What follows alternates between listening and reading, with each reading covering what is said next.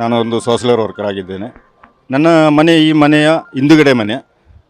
ನಿನ್ನೆ ಸಂಜೆ ಒಂದು 5:30 ಗಂಟೆಗೆ ನಾನು ಕೆಲಸದಿಂದ ಬಿಟ್ಟು ಬಂದು ಮನೆಯಲ್ಲಿ ಸ್ನಾನ ಮಾಡೋಕ್ಕೆ ಹೋಗುವಾಗ ಇಲ್ಲಿಂದ ಇವರೆಲ್ಲ ಕೂಗಾಟ ಎಲ್ಲ ಕೇಳ್ತಾ ಇದೆ.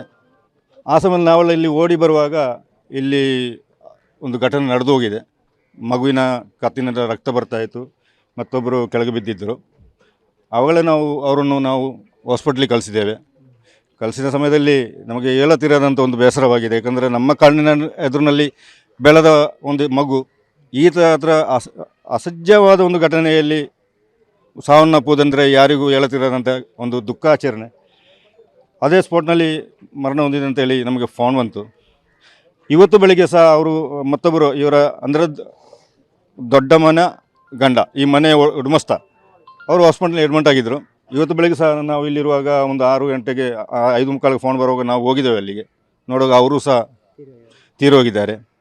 ಇಂಥ ಒಂದು ಘಟನೆ ಯಾರಿಗೂ ಬರದೇ ಇರಲಿ.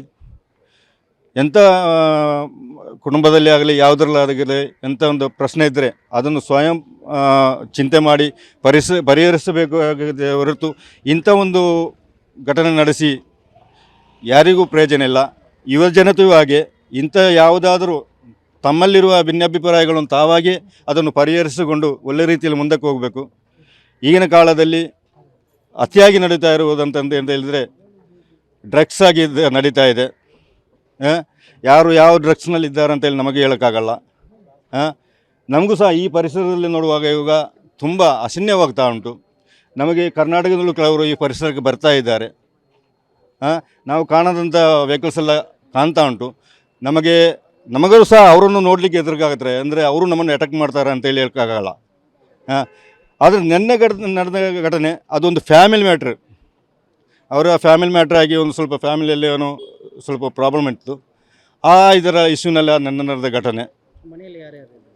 ಮನೆಯಲ್ಲಿರೋದು ಈ ಮರ್ಡರ್ ಮಾಡಿದವರ ಹೆಂಡತಿಯ ಅಕ್ಕನ ಗಂಡ, ಅಕ್ಕನ ಮಕ್ಕಳು ಮತ್ತು ಇವರ ಹೆಂಡತಿಯ ಮಗಳು.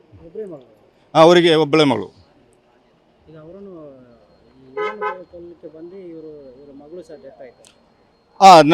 ನನಗೆ ನೆನ್ನೆ ಸಿಕ್ಕಿದ ಮಾಹಿತಿ ಪ್ರಕಾರ ಅಲ್ಲಿ ಏನು ಗಲಾಟೆ ಆಗುವಾಗ ಅವರಿಗೆ ಹಾಕುವಾಗ ಈ ಮಗು ಅಡ್ಡ ಬಂದಿದೆ ಅಂತೇಳಿ ನನಗೆ ಇಲ್ಲಿ ತಿಳಿದ ವಿಷಯ. ಕೊಲೆ ಮಾಡಿ ಇಲ್ಲೇ ಇದ್ದರು, ಎಲ್ಲಿಗೂ ಹೋಗ್ಲಿಕ್ಕೆ ನಾವು ಬಿಡಲಿಲ್ಲ. ಇಲ್ಲ ಇಲ್ಲಿ ಪಕ್ಕದಲ್ಲಿ ನಿಲ್ಲಿಸಿದ್ದೇವೆ ನಾವು. ಹಾಗೆ ಪೊಲೀಸ್ಗೆ ಇನ್ಫಾರ್ಮೇಷನ್ ಮಾಡಿ ಅವರು ಬಂದರು. ಅವರು ಅವನ್ನ ಕರ್ಕೊಂಡು ಹೋದರು. ಇಲ್ಲ, ಎಲ್ಲ ಮಾಹಿತಿಯನ್ನು ಅವರು ಪೊಲೀಸವರೆಲ್ಲ ಕೇಳ್ತಾ ಇದ್ದಾರೆ.